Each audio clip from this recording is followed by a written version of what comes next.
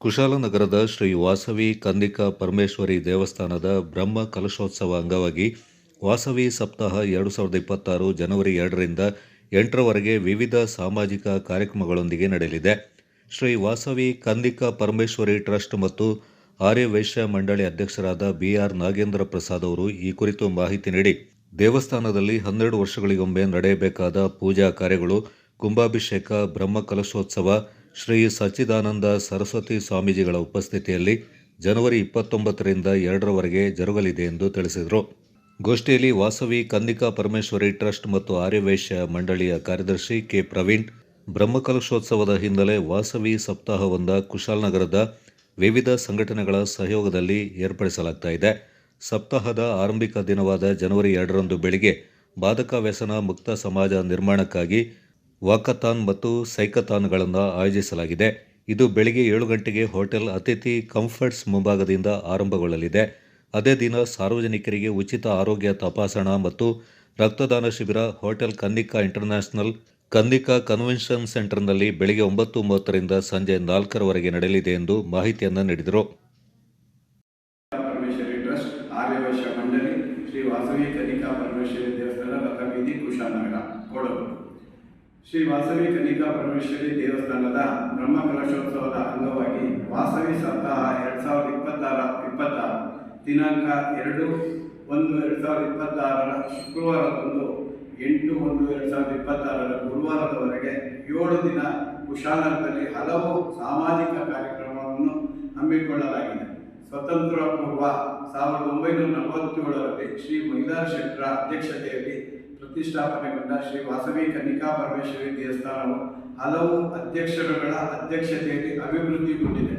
2024ರಲ್ಲಿ ಈಗಿನ ಅಧ್ಯಕ್ಷರಾದ ಶ್ರೀ BR ನಾಗೇಂದ್ರ ಪ್ರಸಾದ್ ಅಂದರೆ ನನ್ನ ನೇತೃತ್ವದಲ್ಲಿ ಪುನರ್ ಪ್ರತಿಷ್ಠಾಪನೆಗೊಂಡು ದೇವಸ್ಥಾನವು 12 ವರ್ಷಗಳಿಗೊಮ್ಮೆ ಧಾರ್ಮಿಕ ಪದ್ಧತಿಯಂತೆ ಆಚರಿಸಬೇಕಾದಂಥ ಧಾರ್ಮಿಕ ಕಾರ್ಯಗಳನ್ನು, ಪೂಜಾ ಕಾರ್ಯಕ್ರಮಗಳನ್ನು, ಕುಂಭಾಭಿಷೇಕ ಮತ್ತು ಸಾಂಸ್ಕೃತಿಕ ಕಾರ್ಯಕ್ರಮಗಳು ಕುಶಾಲನಗರದ ರಥಬೀದಿಯಲ್ಲಿ ಶ್ರೀ ವಾಸವಿ ಕನ್ನಿಕಾ ಪರಮೇಶ್ವರಿ ದೇವಸ್ಥಾನದಲ್ಲಿ ದಿನಾಂಕ 29/1/2026ರಿಂದ 2/2/2026ರವರೆಗೆ 5 ದಿನಗಳ ಕಾರ್ಯಕ್ರಮ ಜರುಗಲಿದೆ.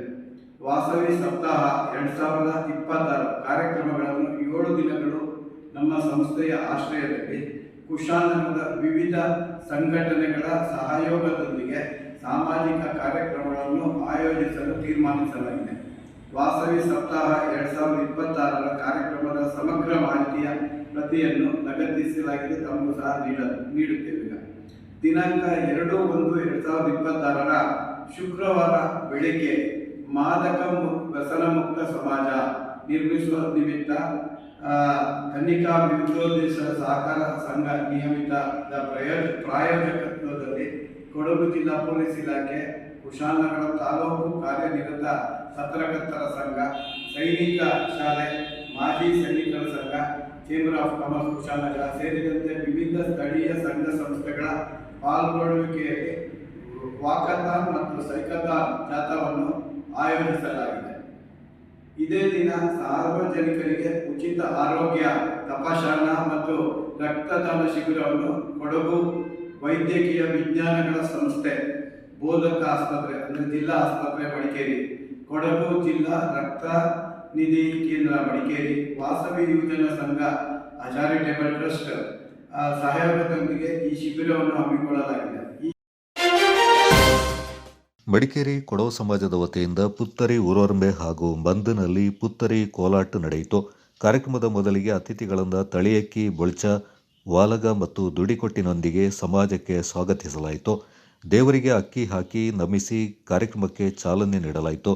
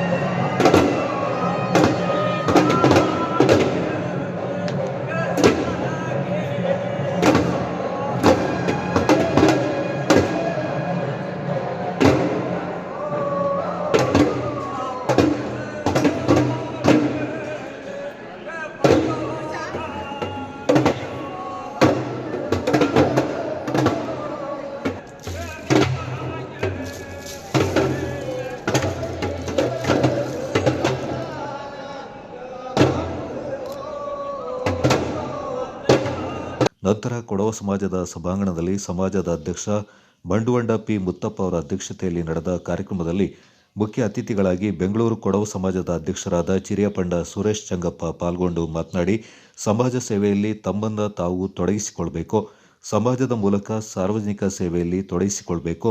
ಬೆಂಗಳೂರು ಕೊಡವ ಸಮಾಜದಿಂದ ವಿವಿಧೆಡೆ ಶಿಕ್ಷಣ ಕೇಂದ್ರವನ್ನು ಪ್ರಾರಂಭಿಸಿದ್ದು, ಕೊಡವ ಮಕ್ಕಳಿಗೆ ರಿಯಾಯಿತಿ ನೀಡ್ತಾ ಇದ್ದೇವೆ. ಕೊಡವ ವಧು ವರರ ಕೇಂದ್ರವನ್ನು ಪ್ರಾರಂಭಿಸಿದ್ದೇವೆ ಎಂದರು. ದೇಶ ವಿದೇಶದಲ್ಲಿರುವ ಕೊಡವ ಸಂಪರ್ಕದ ಬೆಳೆಸುತ್ತೇವೆ ಎಂದರು. ಕೊಡವಾಂಬೆ ಸಂಸ್ಕೃತಿ ಆಚಾರ ವಿಚಾರ ಉಳಿಸಬೇಕಾದರೆ ಪೋಷಕರು ಯುವ ಪೀಳಿಗೆಗೆ ತಿಳಿಸುವಂತಾಗಬೇಕೆಂದರು. ಮಡಿಕೇರಿ ಕೊಡವ ಸಮಾಜದ ಅಭ್ಯರ್ಥಿಗೆ ಬೆಂಗಳೂರು ಸಮಾಜ ಸಹಕಾರ ನೀಡಲಿದೆ ಎಂದರು. ಇಂಪ್ಲಿಮೆಂಟ್ ಮಾಡೋ ಮುಂಚೆಗೆ ನಂಗಡ ಯೂತ್ಸ್ ವೇಳೆ ಮಿಂಜಕ್ ವರನ್ ಚಾಪ ಕಾರಣ ಹಚ್ಚಿ ನಂಗೆ ಬೆಂಗಳೂರು ಕೊಡೋ ಸಮಾಜಕ್ಕೆ ನಂಗೆ ವೇರಿಯಸ್ ಇದು ನಂಗಡ ಕಮಿಟಿ ನೋಡ್ಸಿಗೆ ಆ್ಯಕ್ಚುಲಿ ನನಗೆ ಕೋಡಿಯಪ್ಪ ನಂಗಡ ಕಮಿಟಿಲೇ 350 ಮೆಂಬರ್ಸ್ ಉಂಡು. Main committee plus sub committee ಕುಡಿತು 350 ಮೆಂಬರ್ಸ್ ಉಂಡು. ಎಂದನೇ ವರ್ಕ್ ಮಾಡೋದು ಈ ಥರತ್ತ ಕೊಡೋ ಸಮಾಜ ಅನ್ನೋ ಪಕ್ಕ ನಂಗೆ ஒரு ಸೈಡ್ಲು ನಂಗಡ ಕೊಡವೊಮ್ಮೆ ನನ್ನ ಸಂಸ್ಕೃತಿ, ನಂಗಡ ಪದ್ಧತಿ, ಪರಂಪರೆ, ಭಾಷೆ ಇದೆಲ್ಲ ಹೊರತರದ್ದು ಅದನ್ನು ಉಳ್ಕೊಂಡು ಅಟ್ ದ ಸೇಮ್ ಟೈಮ್ ನಂಗಡ ಎಸೆಟ್ನ ಇಂಪ್ರೂವ್ ಮಾಡೋದು.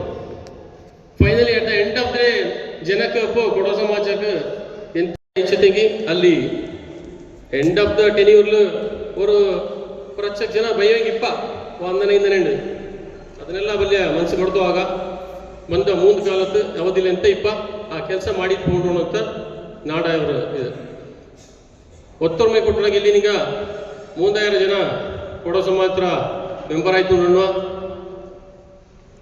ಆಚೆಂಗಿ ಮಾಮೂಲಿ ಜನ ಬಪ್ಪದು ಕಮ್ಮಿ ಆಚೆಂಗಿ ಇಚ್ಛೆಗೆ ಕಮ್ಮಿ ಬಪ್ಪ ಅಂದ್ರೆ ನಾಲ್ಕು ಜ್ಞಾನ ಮಾಡಿದ್ಲೆ ಅಂದೆಂಗಿ ನಂಗೆ ಏದೇ ಒತ್ತೊರ್ಮೆ ಕೊಟ್ಟದು ಅಲ್ಲ ಸ್ಟೇಜ್లో పోయి ತಪ್ಪರೆ ಹೋಗ್ಬೇಕ ನಂಗೆ பெரியங்கட ಆಶೀರ್ವಾದ ಮಾತ್ರ ಮಲ್ಯ ಉಳ್ಳಂಗಳ ಮಾತ್ರ ಗೋಂಡು ಆಚೆಂಗಿ ಈ ತಕ್ಕನೆಲ್ಲ ಗಲ್ಪ ಹಿಂಗ ನಂಗಡ ಯೂತ್ಸ್ ಇಂಥ ನಂಗೆ ಸಬ್ಜೆಕ್ಟ್ ಬರೆಯುವ ಅದನ್ನೆಲ್ಲ ಮಿಂಜತ.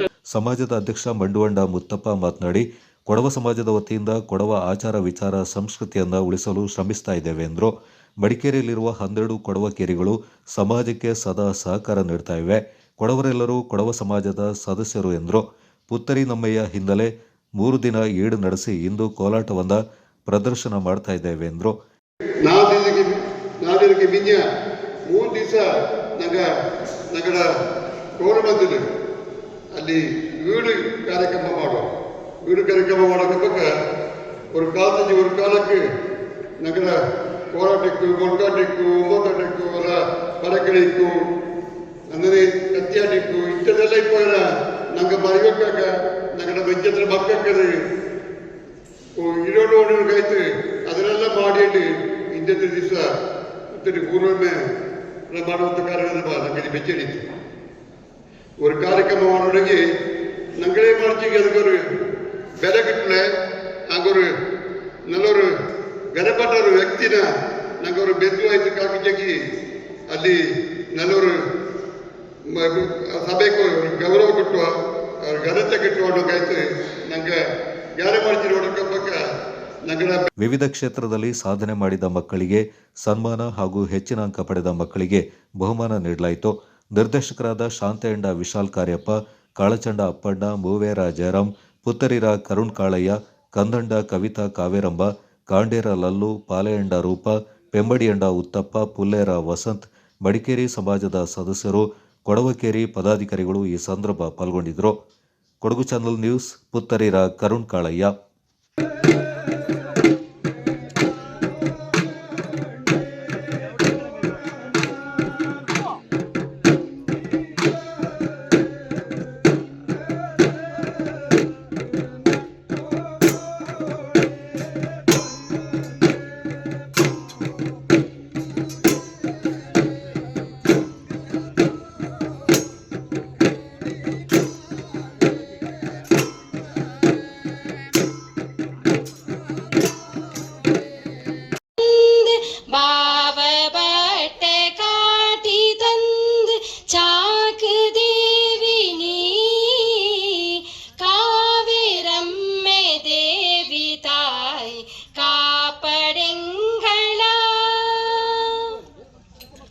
ಬಂದಿರ ಬೆಂದಕ್ಕೆಲ್ಲ ನಿಂಗೆಲ್ಲ ಚಾಯಿತೆ ಉಳ್ಳಿರಲ್ಲ.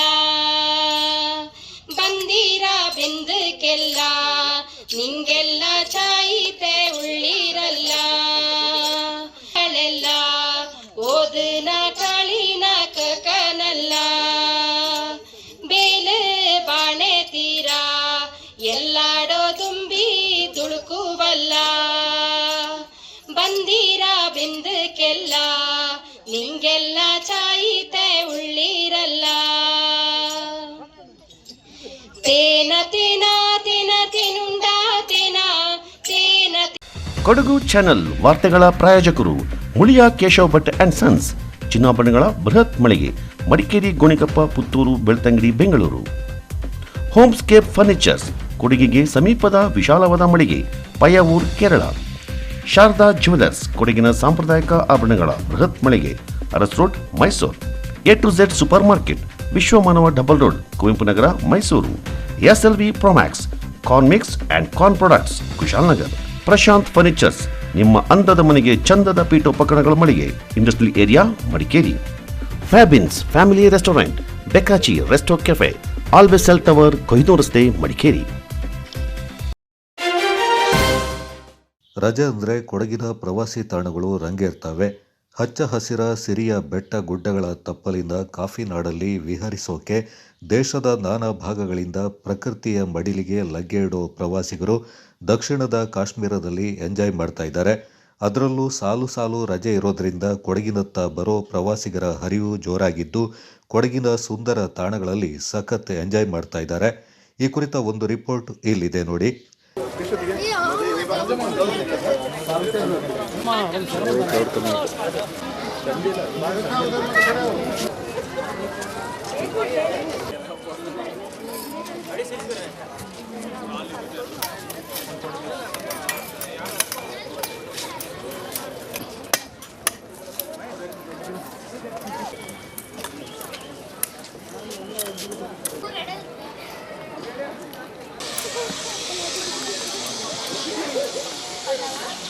ಕಣ್ಣು ಹಾಯಿಸಿದಲ್ಲೆಲ್ಲ ಜನವೋ ಜನ. ಪಾರ್ಕ್ನಲ್ಲಿ ಖುಷಿಯಿಂದ ಆಟವಾಡ್ತಾ ಇರುವ ಪುಟಾಣಿಗಳು, ತಣ್ಣನೆ ಬೀಸೋ ತಂಗಾಳಿಗೆ ಮೈಯೊಡ್ಡಿ ಮೈ ಮರೆತು ಕುಳಿತಿರೋ ಪ್ರವಾಸಿಗರು, ಹಚ್ಚ ಹಸಿರಿನಿಂದ ಕಂಗೊಳಿಸೋ ಗಿರಿಕಾನನ, ನಿಸರ್ಗದ ಸೌಂದರ್ಯಕ್ಕೆ ಫಿದಾ ಆದ ಟೂರಿಸ್ಟ್. ಇದು ಮಂಜಿನ ನಗರಿ ಮಡಿಕೇರಿಯ ರಾಜಸೀಟ್ನಲ್ಲಿ ಕಳೆದ 3 ದಿನಗಳಿಂದ ಕಂಡುಬರ್ತಾ ಇರುವ ದೃಶ್ಯ. ಸಾಮಾನ್ಯವಾಗಿ ವೀಕೆಂಡ್ಗಳಲ್ಲಿ ಅತಿ ಹೆಚ್ಚು ಪ್ರವಾಸಿಗರಿಂದ ಗಿಜಿಗುಡೋ ರಾಜಸೀಟ್ನಲ್ಲಿ ಈ ವೀಕೆಂಡ್ ಸ್ವಲ್ಪ ಡಿಫ್ರೆಂಟ್ ಆಗಿದ್ದು ಜನಜಾತ್ರೆ ಕಂಡು ಬರ್ತಾ ಇದೆ. ಆದರೆ ಇದೀಗ ಕ್ರಿಸ್ಮಸ್ ರಜೆ, 4ನೇ ಶನಿವಾರ, ಭಾನುವಾರ ಹೀಗೆ ಸಾಲು ಸಾಲು ರಜೆಯಿಂದ ಪ್ರವಾಸಿಗರು ಕೊಡಗಿಗೆ ಲಗ್ಗೆ ಇಟ್ಟಿದ್ದಾರೆ. ಅದರಲ್ಲೂ ಪ್ರಕೃತಿ ಪ್ರಿಯರು ಪ್ರವಾಸಿಗರ ಹಾಟ್ ಸ್ಪಾಟ್ ಕಾಫಿನಾಡಿಗೆ ಲಗ್ಗೆ ಇಟ್ಟಿದ್ದು ಎಲ್ಲೆಲ್ಲೂ ಜನಸಾಗರವೇ ನೆರೆಯುತ್ತಿದೆ. ದೇಶದ ನಾನಾ ಭಾಗಗಳಿಂದ ಪ್ರಕೃತಿಯ ಮಡಿಲು ಕೊಡಗಿನ ವಿವಿಧ ಪ್ರವಾಸಿ ಕೇಂದ್ರಗಳಲ್ಲಿ ಪ್ರವಾಸಿಗರು ಅತಿ ಹೆಚ್ಚಿನ ಸಂಖ್ಯೆಯಲ್ಲಿ ಆಗಮಿಸಿ ತಮ್ಮ ರಜಾದ ಮಜಾವನ್ನು ಎಂಜಾಯ್ ಮಾಡ್ತಾ ಇದ್ದಾರೆ. ಸ್ವಾತಿ ಅಂತ, ನಾನು ಫ್ರೆಂಡ್ಸ್ ಜೊತೆ ಬೆಂಗಳೂರಿಂದ ಬಂದಿದ್ದೀನಿ. ಸೊ ನಾನು HR ಆಗಿ ವರ್ಕ್ ಮಾಡ್ತಾ ಇದ್ದೀನಿ. ನಮಗೆ ತುಂಬ ಸ್ಟ್ರೆಸ್ ಇರುತ್ತೆ ಅಲ್ಲಿ ಬ್ಯಾಂಗ್ಳೂರಲ್ಲೆಲ್ಲ. ಸ್ಯಾಟರ್ಡೆ ಸಂಡೇ ಮಾತ್ರ ರಜೆ ಸಿಗುತ್ತೆ. ಸೊ ಮಡಿಕೇರಿಗೆ ಬಂದಿದ್ದೀವಿ. ತುಂಬ ವೆದರೆಲ್ಲ ಚೆನ್ನಾಗಿದೆ, ಎಂಜಾಯ್ ಮಾಡ್ತಿದ್ದೀವಿ. ತುಂಬ ಚಳಿ ಇದೆ. ಮತ್ತು ಆ್ಯಕ್ಚುಲಿ ನಾನು ಚಿಕ್ಕಮಂಗ್ಳೂರು. ಸೊ ಚಿಕ್ಕಮಂಗ್ಳೂರಲ್ಲಿ ಹೆಂಗೆ ವೆದರ್ ಇದೆ, ಮಡಿಕೇರಿಲೂ ಅದೇ ಥರ ಇದೆ ವೆದರು. ಎಲ್ಲರೂ ಬಂದು ಎಂಜಾಯ್ ಮಾಡಿ. ಸೊ ತಲಕಾವೇರಿ ಹೋಗಿದ್ವಿ, ಇವತ್ತು ಇಲ್ಲಿ ರಾಜಸಿಟಿಗೆ ಬಂದಿದ್ವಿ. ತುಂಬ ಕ್ರೌಡ್ ಇದೆ. ಸೊ ಎಲ್ಲರೂ ಬಂದು ಇಲ್ಲಿ ಎಂಜಾಯ್ ಮಾಡ್ತಿದ್ದಾರೆ. ಇಷ್ಟು ಕ್ರೌಡ್ ಇರೋದು ನೋಡಿದ್ರೇ ಗೊತ್ತಾಗುತ್ತೆ ಮಡಿಕೇರಿ ಇಲ್ಲಿ ಎಷ್ಟು ಚೆನ್ನಾಗಿದೆ ಪ್ಲೇಸ್ ಅಂತ. ಸೊ ನಾನು ಚಿಕ್ಕಮಂಗ್ಳೂರಲ್ಲಿ ನೋಡಿದ್ದೆ, ಈ ಥರ ಎಲ್ಲ ನಮ್ಮೂರಲ್ಲಿ ಬರ್ತಾಯಿದ್ರು ಟೂರಿಸ್ಟ್ ಪ್ಲೇಸ್ಗೆ. ಸೊ ಅದೇ ಥರ ನಾನು ಇಲ್ಲಿ ಮಡಿಕೇರಿಲೂ ಅದೇ ಥರ ಕ್ರೌಡ್ ನೋಡ್ತಾ ಇದ್ದೀನಿ. ಚೆನ್ನಾಗಿದೆ ವೆದರ್, ತುಂಬ ಇಷ್ಟ ಆಯಿತು. ನನಗೂ ಫಸ್ಟ್ ಟೈಮ್ ಬಂದಿರೋದು ನಾನು ಮಡಿಕೇರಿಗೆ. ತುಂಬ ಎಂಜಾಯ್ ಮಾಡ್ತಿದ್ದೀನಿ. ಚೆನ್ನಾಗಿದೆ ವೆದರು, ಇಷ್ಟ ಆಯಿತು ನನಗೂ ಮಡಿಕೇರಿ. ತುಂಬ ಚೆನ್ನಾಗಿದೆ. ಈಗ ಜಸ್ಟ್ ಬಂದಿದ್ದೀನಿ. ತಲಕಾವೇರಿಗೆ ಹೋಗಿದ್ವಿ. ಆಮೇಲೆ ಇದು ಸೆಕೆಂಡ್ ಡೇ, ನಿನ್ನೆ ಬಂದಿದ್ದು. ಪ್ರವಾಸಿ ಮಂಜಿನ ನಗರಿಯ ರಾಜಸೀಟ್ನಲ್ಲಿ ಕಂಡುಬರೋ ಹಿತಕರ ವಾತಾವರಣ, ಆಹ್ಲಾದಕರ ಪರಿಸರದಲ್ಲಿ ಸಂಜೆ ಆಗ್ತಲೇ ಜನಜಾತ್ರೆಯೇ ನೆರೆಯುತ್ತಿದೆ. ರಾಜಸೀಟ್ನಲ್ಲಿ ಕಂಡುಬರೋ ಸೂರ್ಯಾಸ್ತವನ್ನು ಕಣ್ತುಂಬಿಕೊಳ್ಳಲು ಕಾತರರಾಗಿ ಬರೋ ಪ್ರವಾಸಿಗರಿಗೆ ಮೋಡಗಳಿಂದ ನಿರಾಸೆ ಆದರೂ ಚುಮ್ಮು ಚುಮ್ಮು ಚಳಿ, ಮೈಗೆ ಕಚಗುಳಿ ಇಡೋ ಕುಳಿರ್ಗಾಳಿಯ ಹಿತಕರ ವಾತಾವರಣದಲ್ಲಿ ಪ್ರವಾಸಿಗರು ಎಂಜಾಯ್ ಮಾಡ್ತಾ ಇದ್ದಾರೆ. ಪ್ರಕೃತಿ ಸೌಂದರ್ಯವನ್ನ ತಮ್ಮ ಕ್ಯಾಮರಾಗಳಲ್ಲಿ ಸೆರೆಹಿಡಿಯುತ್ತಾ ಸೆಲ್ಫಿ ಕ್ಲಿಕ್ಕಿಸಿಕೊಳ್ತಾ ತಮ್ಮ ಭೇಟಿಯ ನೆನಪನ್ನ ಹಸಿರಾಗಿಟ್ಟುಕೊಳ್ಳಲು ಎಲ್ಲರೂ ಬ್ಯುಸಿ ಆಗ್ತಾರೆ. ರಜೆಯಿಂದ ಖುಷಿಯಿಂದ ಅನುಭವಿಸ್ತಾ ಇದ್ದಾರೆ. ಇನ್ನು ಇದರಿಂದ ಪ್ರವಾಸೋದ್ಯಮ ಅವಲಂಬಿತರು ಕೂಡ ಫುಲ್ ಖುಷಿಯಾಗಿದ್ದಾರೆ. ಸಾಲು ಸಾಲು ರಜೆಗಳ ಜೊತೆಗೆ ಹೊಸ ವರ್ಷಾಚರಣೆ ನಡೆಯುವ ಹಿನ್ನೆಲೆ ಕೊಡಗಿನ ಬಹುತೇಕ ಹೋಮ್ ಸ್ಟೇ ರೆಸಾರ್ಟ್ಗಳು ಭರ್ತಿಯಾಗಿವೆ. ಇದನ್ನೇ ಅವಲಂಬಿಸಿ ಜೀವನ ಸಾಗಿಸೋ ವ್ಯಾಪಾರಸ್ಥರ ಮೊಗದಲ್ಲೂ ಮಂದಹಾಸ ಮೂಡುವಂತೆ ಮಾಡಿದೆ. ಮೊದಲಿಗೆ ಎಲ್ಲರಿಗೂ ನಮಸ್ಕಾರ. ನಮ್ಮ ಕೊಡಗು ಚಿಕ್ಕ ಜಿಲ್ಲೆ, ಇವತ್ತಿನ ಒಂದು ಪರಿಸ್ಥಿತಿಯಲ್ಲಿ ಟೂರಿಸ್ಟ್ ಫುಲ್ ಇದ್ದಾರೆ. ಈಗ ದಸರಾ ಮುಗಿದ ಮೇಲೆ ಹೊಸ ವರ್ಷದ ಪ್ರಾರಂಭ, ಈಗ ಕ್ರಿಸ್ಮಸ್ ಇರೋದರಿಂದ ಈಗಾಗಲೇ ಒಂದು ವಾರದಿಂದ ಇಡೀ ಕೊಡಗು ತುಂಬಿ ತುಳುಕ್ತಾ ಇದೆ ಅಂತ ಹೇಳಲಿಕ್ಕೆ ಇಷ್ಟಪಡ್ತೀನಿ. ಯಾಕೆಂತಂದರೆ ನಮ್ಮಲ್ಲಿ ಕೊಡಗಿನ ಒಂದು ವ್ಯವಸ್ಥೆ ಯಾವ ರೀತಿ ಇದೆ ಅಂತಂದರೆ ಅವ್ರನ್ನ ಉಳಿಸ್ಕೊಳ್ಳೋವಂಥ ಒಂದು ವ್ಯವಸ್ಥೆ ಆಗಬೇಕಾಗತ್ತೆ. ವೀಕೆಂಡ್ಸ್ ಬಂದಾಗ ಹೆಚ್ಚು ಕಡಿಮೆ 1 ಲಕ್ಷ ಜನ ಕೊಡಗಿಗೆ ಪ್ರವಾಸಕ್ಕೋಸ್ಕರ ಬರ್ತಾರೆ. ಅವ್ರಿಗೆ ಉಳಿಸ್ಕೊಳ್ಳೋವಂಥ ವಸತಿ ಗೃಹಗಳು ಸಮೇತ ಅಷ್ಟೇ ಇದೆ ಈಗ. ಯಾಕೆಂತಂದರೆ ಹೋಮ್ ಸ್ಟೇಗಳು ಒಂದು 3-4 ಸಾವಿರ ಹೋಮ್ ಸ್ಟೇಗಳಿದೆ. ಅದೇ ರೀತಿ ನಮ್ಮ ರೆಸಾರ್ಟ್ಗಳು, ಲಾಡ್ಜಿಂಗ್ ವ್ಯವಸ್ಥೆ ಇರ್ಬೋದು, ಹೆಚ್ಚು ಕಡಿಮೆ ಒಂದು 300-350 ಪ್ರಾಪರ್ಟಿಗಳಿದೆ. ಈ ನಿಟ್ಟಿನಲ್ಲಿ 35,000 ರೂಮು ನಮ್ಮಲ್ಲಿ ಕೊಡಗಿನಲ್ಲಿ ಅವೈಲಬಿಲಿಟಿ ಇದೆ ಅಂತ ಹೇಳಲಿಕ್ಕೆ ಇಷ್ಟಪಡ್ತೀನಿ. ಏನೇ ಇರಲಿ, ಟೂರಿಸ್ಟ್ ಬಂದಾಗ ನಮ್ಮ ಒಂದು ಈ ವ್ಯಾಪಾರಕ್ಕೆ ವ್ಯವಸ್ಥೆಗೆ ತುಂಬ ಆರ್ಥಿಕವಾಗಿ ಸದೃಢ ಆಗಲಿಕ್ಕೆ ಕಾರಣ ಆಗುತ್ತೆ.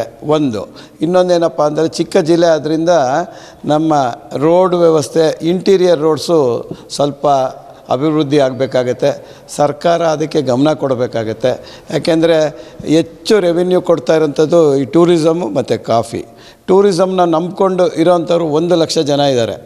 ಆ 1 ಲಕ್ಷ ಜನ ಪರವಾಗಿ ಕೆಲಸ ಮಾಡ್ತಾಯಿದ್ದಾರೆ. ಅದರಿಂದ ರೆವೆನ್ಯೂ ಪ್ರತಿಯೊಂದು GST ಇರ್ಬೋದು, ಎಕ್ಸೈಸ್ದು ರೆವೆನ್ಯೂ ಇರ್ಬೋದು, ಹೆಚ್ಚು ಜಿಲ್ಲೆ ತಂದು ಕೊಡ್ತಾ ಇದೆ. ಆ ನಿಟ್ಟಲ್ಲಿ ಸರ್ಕಾರ ನಮಗೆ ಸಹಕಾರ ಕೊಟ್ಟರೆ ಜಿಲ್ಲೆಯನ್ನು ಇನ್ನೂ ಅಭಿವೃದ್ಧಿಗೊಳಿಸ್ಕೊಂಡು ಪ್ರವಾಸಿಗರ ಏನು ಕೇಂದ್ರಗಳಿದೆ ಅದನ್ನು ಸಮೇತ ಅಭಿವೃದ್ಧಿ ಮಾಡಬೇಕು ಅನ್ನೋದು ಒಂದು ನಿಟ್ಟಲ್ಲಿ ಯೋಚನೆ ಮಾಡಬೇಕಾಗತ್ತೆ. ಎಲ್ಲರಿಗೂ ಖುಷಿ ಆಗುತ್ತೆ. ವೃದ್ಧಿ ಆಗೋದು ಯಾವಕ್ಕಂತಂದರೆ ನಮ್ಮ ಕೊಡಗಲ್ಲಿ 6 ತಿಂಗಳು ಬಿಸ್ನೆಸ್ಸು 6 ತಿಂಗಳು ಸ್ಥಗಿತವಾಗಿರ್ತದೆ. ಆ ನಿಟ್ಟಲ್ಲಿ ಯೋಚನೆ ಮಾಡಿದಾಗ 6 ತಿಂಗಳಲ್ಲಿ ನಾವು 1 ವರ್ಷದ ಏನು ನಮ್ಮ ವರ್ಷದ ಖರ್ಚುಗಳನ್ನು ನಿಭಾಯಿಸೋಂಥ ವ್ಯವಸ್ಥೆಗಳು ಆಗಬೇಕಾಗತ್ತೆ. ಬಟ್ ಅದೇ ರೀತಿ ಪ್ರವಾಸಿಗರಿಗೆ ಕಿರಿಕಾಗಬಾರ್ದು. ಆ ನಿಟ್ಟಲ್ಲಿ ನಾವು ಸಮೇತ ನಮ್ಮ ಅಧಿಕಾರಿಗಳು, ಈ ಪೊಲೀಸ್ ಡಿಪಾರ್ಟ್ಮೆಂಟ್ ಇರ್ಬೋದು, RTO ಡಿಪಾರ್ಟ್ಮೆಂಟ್ ಇರ್ಬೋದು, ಸಹಕಾರ ಕೊಟ್ಕೊಂಡು ನಮ್ಮ ಈ ಒಂದು ಚೌಕಟ್ಟಲ್ಲಿ ನಮ್ಮ ಕೆಲಸ ಮಾಡೋವಂಥ ಒಂದು ವ್ಯವಸ್ಥೆ ಆಗಬೇಕಾಗತ್ತೆ ಅನ್ನೋದು. ಮತ್ತು ಇನ್ನೊಂದೇನಂತಂದರೆ ಈ ಸೆಕ್ಯೂರಿಟಿ ಬಗ್ಗೆ ಬಂದಂಥ ಟೂರಿಸ್ಟ್ಗೂ ಕಿರಿಕಾಗಬಾರ್ದು, ಲೋಕಲ್ ಅವ್ರಿಗೂ ಕಿರಿಕಾಗದ ರೀತಿಯಲ್ಲಿ ನಮ್ಮ ಸೆಕ್ಯೂರಿಟಿ ವ್ಯವಸ್ಥೆಯನ್ನು ನಾವು ಮಾಡಬೇಕಾಗತ್ತೆ ಅಂತ ಹೇಳಲಿಕ್ಕೆ ಇಷ್ಟಪಡ್ತೀನಿ. ಈಗ ನನಗೆ ತಿಳಿದಂಗೆ ನಿನ್ನೆ ಒಂದು ಎಕ್ಸಾಂಪಲ್ ಕೊಡ್ತೀನಿ. ಕುಶಾಲನಗರದಿಂದ ಮಡಿಕೇರಿಗೆ ಬರಬೇಕಾದ್ರೆ 1.25 ಗಂಟೆ ತಗೊಳ್ತು. 30 ಕಿಲೋಮೀಟ್ರ್ ಇರೋದು. ರೆಗ್ಯುಲರಾಗಿ ನಾವು 45 ನಿಮಿಷದಲ್ಲಿ ಬಂದುಬಿಡ್ತೀವಿ, 35ರಿಂದ 45 ನಿಮಿಷ. ಈ 1.25 ಗಂಟೆ ಅಂದಾಗ ಲೋಕಲ್ನವ್ರಿಗೆ ತುಂಬ ಕಿರಿಕಿರಿ ಆಗುತ್ತೆ. ಬಂದಂಥವ್ರಿಗೂ ಸಮೇತ ಇನ್ ಟೈಮ್ ಹೋಗಲಿಕ್ಕೆ ಕಷ್ಟ ಆಗುತ್ತೆ. ಮತ್ತು ಮಡಿಕೇರಿಯಲ್ಲಂತೂ ಟ್ರಾಫಿಕ್ ಪ್ರಾಬ್ಲಮ್ಮು ಮತ್ತು ಇಂಟೀರಿಯರ್ ರೋಡ್ಸಲ್ಲಿ ಓಡಾಡೋವಂಥದ್ದು ವ್ಯವಸ್ಥೆ ತುಂಬ ಕಷ್ಟಕರ. ಲೋಕಲ್ ಅವರು ಕಿರಿಕಿರಿ ಅನುಭವಿಸ್ತಾ ಇದ್ದಾರೆ. ಅದಕ್ಕೋಸ್ಕರ ಪಾರ್ಕಿಂಗ್ ವ್ಯವಸ್ಥೆ, ಮಲ್ಟಿ ಸ್ಟೋರೇಜ್ ಪಾರ್ಕಿಂಗ್ನ ಮಡಿಕೇರಿಯಲ್ಲಿ ಒಂದು 2-3 ಜಾಗ ಗುರುತು ಮಾಡಿದ್ರೆ ತುಂಬ ಒಳ್ಳೆಯದಾಗುತ್ತೆ. ಅದೇ ರೀತಿ ನಮ್ಮ ಜಿಲ್ಲೆಯಲ್ಲಿ 5 ತಾಲೂಕಿದೆ. 5 ತಾಲೂಕಲ್ಲೂ ಸಮೇತ ಮೇಯ್ನು ಕುಶಾಲನಗರ, ಮಡಿಕೇರಿ, ಈಗ ಗೋಣಿಕೊಪ್ಪ ಇಂಥ ಜಾಗದಲ್ಲಿ ಮಲ್ಟಿ ಸ್ಟೋರೇಜ್ ಪಾರ್ಕಿಂಗ್ ಮಾಡಿದ್ರೆ ಬಂದವ್ರಿಗೂ ಅನುಕೂಲ ಆಗುತ್ತೆ. ಲೋಕಲ್ ಅವ್ರಿಗೂ ಕಿರಿಕಿರಿ ಆಗದ ರೀತಿಯಲ್ಲಿ ಅದು ಅನುಭವ ಆಗಿರೋರಿಗೆ ಗೊತ್ತಾಗುತ್ತೆ. ಅದನ್ನು ಸರಿಪಡಿಸ್ಬೇಕನ್ನೋದು ನನ್ನ ಇಚ್ಛೆ. ಈಗ ನನಗೆ ತಿಳಿದಂಗೆ ಒಂದು 20 ವರ್ಷದಿಂದ ನಾವು ಪ್ರಯತ್ನ ಮಾಡ್ತಾಯಿದ್ದೀವಿ. ಯಾವುದು ಪ್ರತಿಯೊಂದು ಜಿಲ್ಲಾ ಸಮಿತಿಯ ಟೂರಿಸಮ್ ಮೀಟಿಂಗ್ಗಳಲ್ಲಿ DC ಅವರಿಗೆ ನಾವು ಕೇಳ್ತಾನೆ ಇರ್ತೀವಿ. ಮಡಿಕೇರಿಯಲ್ಲಿ ಒಂದು 2-3 ಜಾಗ ಗುರುತು ಮಾಡಿದ್ದೀರಿ, ಅಲ್ಲಿ ಯಾಕೆ ಇನ್ನೂ ಪ್ರಾರಂಭ ಆಗಿಲ್ಲ ಅಂತ. ಈಗ ನಿಮಗೆ ಗೊತ್ತಿದೆ, CPC ಒಂದು ಜಾಗ ಇದೆ. ಅದನ್ನು ಸುಮಾರು ಒಂದು 15-20 ವರ್ಷದಿಂದ ಅಲ್ಲಿ ಮಲ್ಟಿ ಸ್ಟೋರೇಜ್ ಪಾರ್ಕಿಂಗ್ ಮಾಡೋಣ ಅಂತ ಹೇಳ್ಬಿಟ್ಟು ಆ ಜಾಗವನ್ನು ಉಳಿಸ್ಕೊಂಡಿದ್ದಾರೆ. ಇಲ್ಲಿ ಲೋಕಲ್ ಅವರು ಮತ್ತು ಇಲ್ಲಿ ಏನು ಅಡ್ಮಿನಿಸ್ಟ್ರೇಷನ್ ಇದೆ ಅವರ ಪ್ರಯತ್ನದಿಂದ ಸೆಂಟ್ರಲ್ ಗೌರ್ಮೆಂಟ್ನ ಸಹಾಯ ಪಡ್ಕೊಂಡು ಮಲ್ಟಿ ಸ್ಟೋರೇಜ್ ಬಿಲ್ಡಿಂಗ್ನ ಮಾಡಿದ್ರೆ ಪಾರ್ಕಿಂಗಿಗೆ ಸ್ವಲ್ಪ ಆ ಸ್ಪೀಡ್ ಕಮ್ಮಿ ಆಗುತ್ತೆ. ಮತ್ತು ಇನ್ನೊಂದು ನಾನು ತಿಳಿದಂಗೆ ಇಲ್ಲಿ ಟೌನ್ ಹಾಲ್ ಇದೆಯಲ್ಲ, ಅಲ್ಲೇ ಸಮೇತ ಪಾರ್ಕಿಂಗ್ ಕೊಟ್ಕೊಂಡು ಅಲ್ಲಿಯ ಒಂದು ಆಡಳಿತ ಮಂಡಳಿ ಆಫೀಸ್ ಓಪನ್ ಮಾಡ್ತೀವಿ ಅಂತ ಸುಮಾರು ವರ್ಷಗಳಿಂದ ಹೇಳ್ತಾ ಇದ್ದಾರೆ. ಈಗ ಮೊನ್ನೆ ತಾನೇ ಟೂರಿಸಮ್ ಮೀಟಿಂಗೆಲ್ಲ ಸಮೇತ ಕೇಳಿದ್ವಿ. ಈಗ ದುಡ್ಡು ಬಂದಿದೆ, ಅದನ್ನು ಬಿಲ್ಡಿಂಗ್ ಕಟ್ಟಲಿಕ್ಕೆ ಪ್ರಾರಂಭ ಮಾಡ್ತೀವಿ ಅಂತ ಹೇಳಿದ್ದಾರೆ. ಅತಿ ಶೀಘ್ರದಲ್ಲಿ ಅದನ್ನು ಮಾಡಿ ಲೋಕಾರ್ಪಣೆ ಮಾಡಿದ್ರೆ ನಮ್ಮ ಟೂರಿಸ್ಟ್ಗೂ ಮತ್ತು ಲೋಕಲ್ ಅವ್ರಿಗೂ ಅದು ಒಳ್ಳೆಯದಾಗತ್ತೆ ಅನ್ನೋದು ನನ್ನ ಅಭಿಪ್ರಾಯ. ಒಟ್ಟಿನಲ್ಲಿ ರಜೆ ಅಂದರೆ ಕಾಫಿ ನಾಡಿನತ್ತ ಲಗ್ಗೆ ಇಡೋ ಪ್ರವಾಸಿಗರು ದಕ್ಷಿಣ ಕಾಶ್ಮೀರದ ಸೊಬಗಂದ ಕಣ್ತುಂಬಿಕೊಂಡು ಎಂಜಾಯ್ ಮಾಡ್ತಾ ಇದ್ದಾರೆ. ಅದರಲ್ಲೂ ಲಾಂಗ್ ವೀಕೆಂಡ್ಗಳಲ್ಲಿ ಸ್ನೇಹಿತರು, ಫ್ಯಾಮಿಲಿಗಳೊಂದಿಗೆ ತಂಡೋಪತಂಡವಾಗಿ ಕೊಡಗಿಗೆ ಬರೋ ಟೂರಿಸ್ಟುಗಳು ಪ್ರಕೃತಿಯ ಮಡಿಲಲ್ಲಿ ವಿಹರಿಸುತ್ತಾ ಹಸಿರ ಸಿರಿಯಂದ ಸವಿಯುತ್ತಾ ಸುಂದರ ನೆನಪುಗಳೊಂದಿಗೆ ವಾಪಸ್ಸಾಗ್ತಾ ಇದ್ದಾರೆ. ಕ್ಯಾಮರಾಮನ್ ಚಿತನ್ ಕೌಂಡಿನ್ಯ ಜೊತೆ ಲೋಹಿತ್ ಮಾಗುಲುಮನೆ, ಕೊಡಗು ಚಾನಲ್, ಮಡಿಕೇರಿ.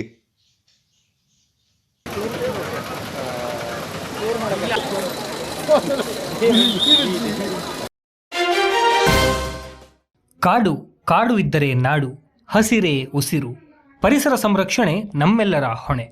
ಹೀಗೆ ಕಾಡಿನ ಉಳಿವಿಗಾಗಿ ಇವತ್ತಿನ ನಾಗರಿಕ ಸಮಾಜ ಮತ್ತು ಅರಣ್ಯ ಇಲಾಖೆ 10 ಘೋಷಣೆ ಮೂಲಕ ಕಾಡು ಸಂರಕ್ಷಣೆಗೆ ಮುಂದಾಗಿದೆ. ಆದರೆ 2021ರಲ್ಲಿ ತೆರೆ ಕಂಡಂತಹ ಪುಷ್ಪ ಸಿನಿಮಾಕ್ಕೆ ಹೋಲುವಂತೆ ಅರಣ್ಯದಲ್ಲಿ ಮರಗಳನ್ನು ಕಡಿದು ಮಾರಾಟಕ್ಕೆ ಸಾಗಿಸುತ್ತಿದ್ದ ಕಳ್ಳರ ಗ್ಯಾಂಗೊಂದು ಪತ್ತೆಯಾಗಿದೆ. ಸೋಮವಾರಪೇಟೆಯ ಮೀಸಲು ಅರಣ್ಯ ಪ್ರದೇಶವಾದ ಎಡವನಾಡು ಕಾಜೂರು ಸುಮಾರು 5800 ಎಕರೆ ಅರಣ್ಯ ಪ್ರದೇಶದಲ್ಲಿ ಬೆಲೆ ಬಾಳುವಂತಹ ತೇಗದ ಮರಗಳನ್ನು ಕಡಿದು ಮಾರಾಟ ಮಾಡುವ ಜಾಲವನ್ನು ಪತ್ತೆ ಹಚ್ಚುವಲ್ಲಿ ಸೋಮವಾರಪೇಟೆ ಅರಣ್ಯ ಇಲಾಖೆ ಯಶಸ್ವಿಯಾಗಿದೆ. ಮರಗಳ್ಳರ ಗ್ಯಾಂಗ್ ಬ್ಯಾಟರಿ ಚಾಲಿತ ಮರ ಕೊಯ್ಯುವ ಮಿಷಿನನ್ನು ಬಳಸಿ ಹಗಲು ಹೊತ್ತಿನಲ್ಲೇ ಕೊಯ್ದು ತುಂಡು ಮಾಡಿ ರಾತ್ರಿ ಹೊತ್ತಿನಲ್ಲಿ ಬೇಕಾದ ಕಡೆಗೆ ಸಾಗಿಸ್ತಾ ಇದ್ರು. ಹೀಗೆ ವಾರದಲ್ಲಿ 3 ದಿನ ಈ ಕಾರ್ಯ ಎಗ್ಗಿಲ್ಲದೆ ನಡೀತಾ ಇತ್ತು. ಕಳೆದ ದಿನಗಳ ಏನು ಈ ಹಿಂದೆ ಇಲಾಖೆಯವರು ಗಸ್ತು ತಿರುಗುವ ಸಂದರ್ಭ ಇಲಾಖೆಯ ಸಿಬ್ಬಂದಿಯ ಕಣ್ಣಿಗೆ ಮರಗಳ ಹನನದ ದೃಶ್ಯ ಬಿದ್ದಿದೆ. ಕಳ್ಳರ ಜಾಲ ಪತ್ತೆ ಹಚ್ಚಲು RFO ಶೈಲೇಂದ್ರ, DRF ಚಂದ್ರೇಶ್ ಇವರುಗಳು ಸೇರಿ ACF ಗೋಪಾಲ್ ನಿರ್ದೇಶನದಂತೆ ಒಂದು ತಂಡವನ್ನು ರಚನೆ ಮಾಡ್ತಾರೆ. ಮೊದಲಿಗೆ ವಿಶೇಷವಾಗಿ ಆ ಪ್ರದೇಶದಲ್ಲಿ ಗಸ್ತು ತಿರುಗುವುದಕ್ಕೆ ನೇಮಿಸಿದ್ದಂತಹ ಸಿಬ್ಬಂದಿಗಳ ಗಮನಕ್ಕೆ ಬಾರದಂತೆ ಬೇರೆ ಪ್ರದೇಶದಲ್ಲಿ ಗಸ್ತು ತಿರುಗುವವರನ್ನ ಕರೆತಂದು ಅಲ್ಲಿಗೆ ಬಿಡಲಾಗುತ್ತೆ. 3 ದಿನಗಳ ಕಾಲ 4 ಜನ ಸಿಬ್ಬಂದಿ ಅಲ್ಲೇ ಬೀಡು ಬಿಟ್ಟಿದ್ದು, 4ನೇ ದಿನಕ್ಕೆ ಕಳ್ಳರು ಕಡಿದಿದ್ದಂತಹ ಮರಗಳನ್ನು ತುಂಬಲು ರಾತ್ರಿ ಸುಮಾರು 10 ಗಂಟೆ ಸಮಯಕ್ಕೆ ಅಲ್ಲಿಗೆ ಬರ್ತಾರೆ. ಅಲ್ಲಿ ಅವಿತಿದ್ದಂತಹ ಸಿಬ್ಬಂದಿಗಳು ಈಗಲೇ ಇವರನ್ನು ಹಿಡಿಯೋದು ಬೇಡ, ವಾಹನಕ್ಕೆ ತುಂಬುವ ಸಮಯಕ್ಕೆ ಹಿಡಿಯುವುದು ಸೂಕ್ತ ಅಂತ ತೀರ್ಮಾನಿಸಿ ಕಾಜೂರು ಎಡವರೆ ರಸ್ತೆ ಮಧ್ಯೆ ಪಿಕಪ್ ವಾಹನಕ್ಕೆ ಮರಗಳನ್ನು ತುಂಬಿಸುತ್ತಿದ್ದಂತಹ ಸಂದರ್ಭದಲ್ಲಿ ಇಲಾಖೆ ಸಿಬ್ಬಂದಿಯವರೆಲ್ಲ ಒಟ್ಟುಗೂಡಿ ಸುಮಾರು 9 ಜನ ಇರುವ ಗ್ಯಾಂಗನ್ನು ಸುತ್ತುವರಿತಾರೆ. ಈ ಸಂದರ್ಭ ಕಳ್ಳರ ಕೈಯಲ್ಲಿದ್ದ ಮಾರಕಾಸ್ತ್ರಗಳಿಂದ ಸಿಬ್ಬಂದಿಗಳ ಮೇಲೆ ಹಲ್ಲೆ ನಡೆಸಲು ಮುಂದಾಗ್ತಾರೆ. ಇದೇ ಸಂದರ್ಭ ಇಲಾಖೆ ಸಿಬ್ಬಂದಿಯು ಸಮಯ ಪ್ರಜ್ಞೆಯಿಂದ ಗಾಳಿಯಲ್ಲಿ ಗುಂಡು ಹಾರಿಸ್ತಾರೆ. ಆರೋಪಿಗಳು ಈ ವೇಳೆ ಹೌಹಾರಿ ಅರಣ್ಯದ ಒಳಗಡೆ ಓಡಿ ಹೋಗ್ತಾರೆ. ಅವರಲ್ಲಿ ಒಬ್ಬ ಆರೋಪಿ ಸಂತೋಷ್ BJ ಎಂಬಾತ ಸಿಕ್ಕಿ ಬೀಳ್ತಾನೆ. ಇವನನ್ನು ಕರೆತಂದು ವಿಚಾರಣೆ ನಡೆಸಿದ ವೇಳೆ ಇನ್ನುಳಿದ ಆರೋಪಿಗಳಾದ ಎಡವಾರೆ ಗ್ರಾಮದ BR ಅಶ್ವಥ್, BV ನಿತಿನ್, ಕೊಡ್ಲಿಪೇಟೆ ಅರಕನಹಳ್ಳಿಯ ಸೈಯದ್ ಜಹೀರ್, ಕುಶಾಲನಗರ ರಸಲ್ಪುರದ ಬಿಲಾಲ್ ಶರೀಫ್, ಐಗೂರು ಗ್ರಾಮದ ಅಕ್ಷಯ್ ಇವನ ಜೊತೆ ಇದ್ದವರು ಅಂತ ಬಾಯ್ಬಿಡ್ತಾನೆ. ಇವರ ಕಳ್ಳ ಕೃತ್ಯಕ್ಕೆ ಸಾಥ್ ನೀಡ್ತಾ ಇದ್ದವನು ಇಲಾಖೆಯಲ್ಲಿ ಹೊರಗುತ್ತಿಗೆ ನೌಕರನಾಗಿ ಕೆಲಸ ಮಾಡ್ತಾ ಇದ್ದ ವಿನೋದ್. ಇವನು 9 ವರ್ಷಗಳಿಂದ ಕಾಜೂರು ಎಡವರೆ ಮೀಸಲು ಅರಣ್ಯ ಪ್ರದೇಶದಲ್ಲಿ ವಾಚರ್ ಆಗಿ ಕಾರ್ಯನಿರ್ವಹಿಸ್ತಾ ಇದ್ದ. ಅಲ್ಲದೆ ಕ್ಷಿಪ್ರ ಆನೆ ಕಾರ್ಯಪಡೆ ನೌಕರರ ಅಧ್ಯಕ್ಷ ಕೂಡ ಆಗಿದ್ದ. ಇಲಾಖೆಯ ಇಷ್ಟೆಲ್ಲ ಜವಾಬ್ದಾರಿ ಹೊತ್ತಿದ್ರೂ ಕೂಡ ಮರಗಳ್ಳರ ಗ್ಯಾಂಗ್ಗೆ ನಿರ್ದೇಶಕನಾಗಿ ಕೆಲಸ ಮಾಡ್ತಿದ್ದ. ಮರಗಳ್ಳರು ಅರಣ್ಯದೊಳಗೆ ಹೋಗಿ ಮರ ಕಡಿದು ಹೊತ್ತು ಸಾಗಿಸುವವರೆಗೂ ಇವನ ಚಾಲಾಕಿತನದಿಂದ ಮೇಲಾಧಿಕಾರಿಗಳ ದಿಕ್ಕು ತಪ್ಪಿಸುವಲ್ಲಿ ಚಾಣಾಕ್ಷತನ ಮೆರೀತಾ ಇದ್ದ.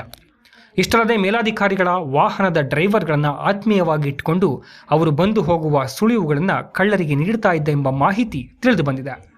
ಈ ಪ್ರಕರಣದಲ್ಲಿ ಒಂದು ಕಡೆ ಇಲಾಖೆ ಕಳ್ಳರನ್ನ ಪತ್ತೆ ಹಚ್ಚುವಲ್ಲಿ ಯಶಸ್ವಿಯಾದರೆ ಮತ್ತೊಂದು ಕಡೆ ಉಳಿದ ಕೆಲ ಆರೋಪಿಗಳು ಜಾಮೀನು ಪಡೆದು ರಾಜಾರೋಷವಾಗಿ ತಿರುಗಾಡ್ತಾ ಇರೋದು ಬೇಸರದ ಸಂಗತಿಯಾಗಿದೆ. ಪ್ರಕರಣದ ಜಾಮೀನು ಪಡೆದ ಕೆಲ ಆರೋಪಿಗಳನ್ನು ಕೋರ್ಟ್ ಅನುಮತಿ ಪಡೆದು ವಿಚಾರಣೆ ನಡೆಸಿದ್ದ ಸಂದರ್ಭ ಹಾರಂಗಿ ಗ್ರಾಮದ ಹಿನ್ನೀರಿನ ಗೌಪ್ಯ ಸ್ಥಳದಲ್ಲಿ ಮರಗಳನ್ನು ಶೇಖರಿಸಿ ಇಟ್ಟಿರುವುದಾಗಿ ಬಾಯ್ಬಿಟ್ಟಿದ್ದಾರೆ. ಇವರಿಂದ ಒಟ್ಟು ಇಲ್ಲಿಯವರೆಗೆ ಸುಮಾರು 270 ಸೇಫ್ಟಿ ಮರಗಳನ್ನು ವಶಪಡಿಸಿಕೊಳ್ಳಲಾಗಿದೆ.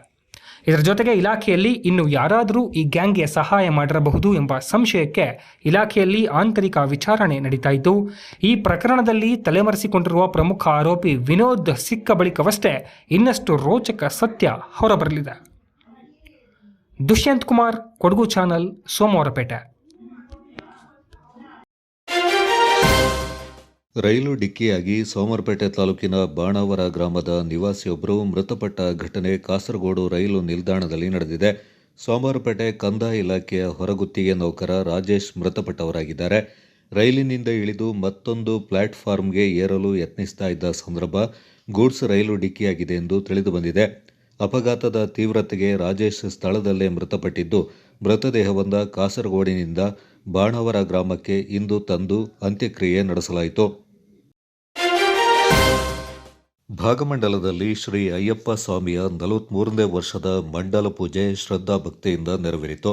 ವರ್ಷಂಪ್ರತಿ ಆಚರಿಸಿಕೊಂಡು ಬರುವಂತೆ ಈ ವರ್ಷವೂ ಶ್ರೀ ಅಯ್ಯಪ್ಪ ಸ್ವಾಮಿಯ ಮಂಡಲ ಪೂಜೆಯು ಶೋಭಾಯಾತ್ರೆ, ಸಿಂಗಾರಿ ಮೇಳ ಸೇರಿದಂತೆ ವಿವಿಧ ಪೂಜಾ ವಿಧಿವಿಧಾನಗಳು ಜೊತೆಗೆ ಅದ್ದೂರಿಯಿಂದ ಜರುಗಿತು. ಗುರುಸ್ವಾಮಿಗಳಾದ CR ಜಯನ್ ಮತ್ತು HS ವಸಂತ್ ಅವರ ನೇತೃತ್ವದಲ್ಲಿ ಬೆಳಿಗ್ಗೆ ಭಾಗಮಂಡಲದ ತಲಕಾವೇರಿ ರಸ್ತೆಯ ಬದಿಯಲ್ಲಿರುವ ಅಯ್ಯಪ್ಪ ಬನದಲ್ಲಿ ಪೂಜೆಯಿಂದ ಪ್ರಾರಂಭಿಸಿ ನಂತರ ಸಿಂಗಾರಿ ಮೇಳದೊಂದಿಗೆ ಶ್ರೀ ಅಯ್ಯಪ್ಪ ಸ್ವಾಮಿಯ ಶೋಭಾಯಾತ್ರೆಯು ಭಾಗಮಂಡಲದ ಮುಖ್ಯ ರಸ್ತೆಯಲ್ಲಿ ಸಾಗಿ ಬಂದು ಶ್ರೀ ಭಗಂಡೇಶ್ವರ ದೇವಾಲಯದ ಮುಂಭಾಗದಲ್ಲಿ ಮಂಡಲ ಪೂಜೆ ನೆರವೇರಿತು.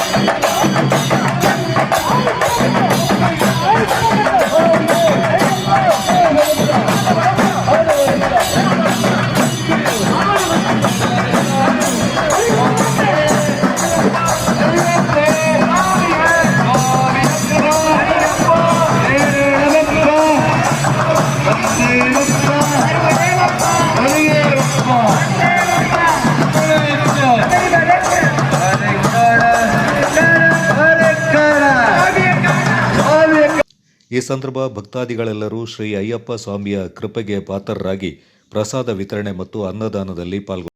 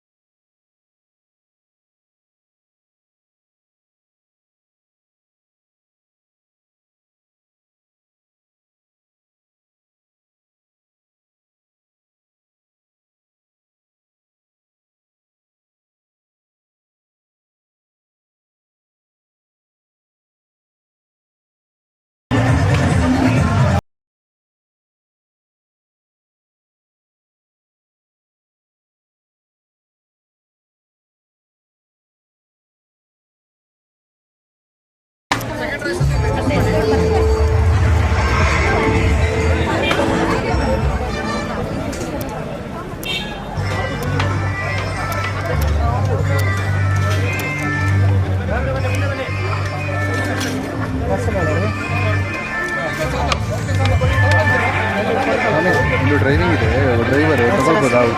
ಅದು ತೊಳಿ ಹೋಗಿ ಹೋಗಿ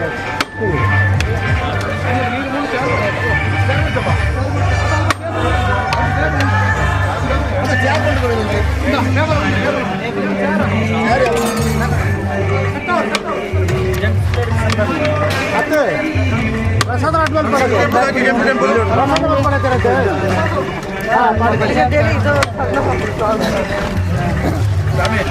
ಸಮಯದಲ್ಲಿ ಮುಂದೆ ಕ್ಯೂ ಅಲ್ಲಿ ಊಟ ಮಾಡಿದ್ರೆ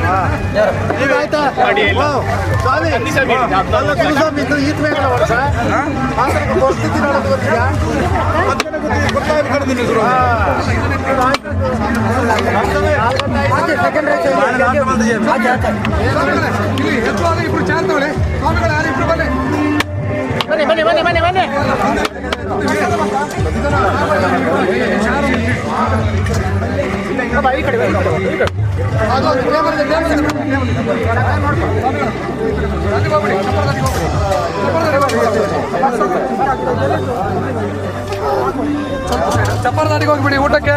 ಇಲ್ಲಿ ಯಾರು ನಿಲ್ಬೇಡಿ, ಎಲ್ಲ ಊಟ ಚಪ್ಪರದಾಡಿಗೆ ಹೋಗಿ. ಸ್ವಾಮಿ ಮಾಲೆ ಹಾಕೋದಿಲ್ಲ ಇವತ್ತು ಯಾವಾಗ ಹಾಕೋದು? ಇಲ್ಲಿ ಮುಗೀತು ಶಬರಿಮಲೆ ಹೋಗೋದು, ನಾಳೆ ನಾಟಕ ಹೋಗೋದು. ಅವ್ರು ಬೈತಾರೆ, ಅವರು ಗಂಡ ಮಕ್ಕಳೆಲ್ಲ ಒಳಗೆ ನೀರು ನೋಡಿದ್ರೆ ತಲೆ ಬಿಟ್ಟು ಒಳಗೆ ಹಾರದೆ.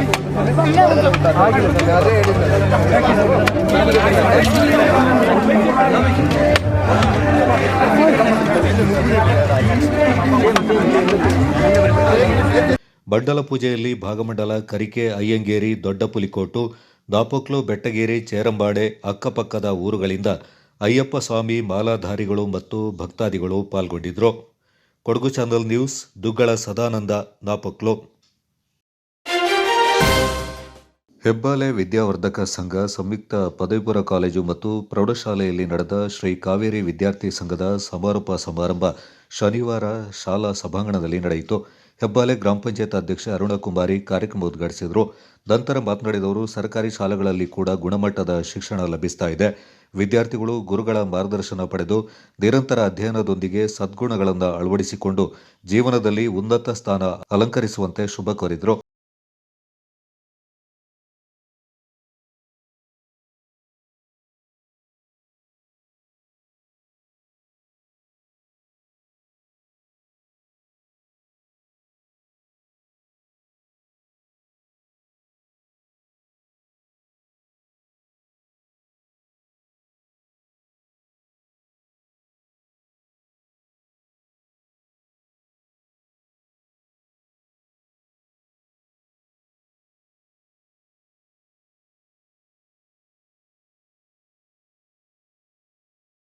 PC 3 ಸೆಕ್ಷನ್ಗಳಿರ್ತಿತ್ತು.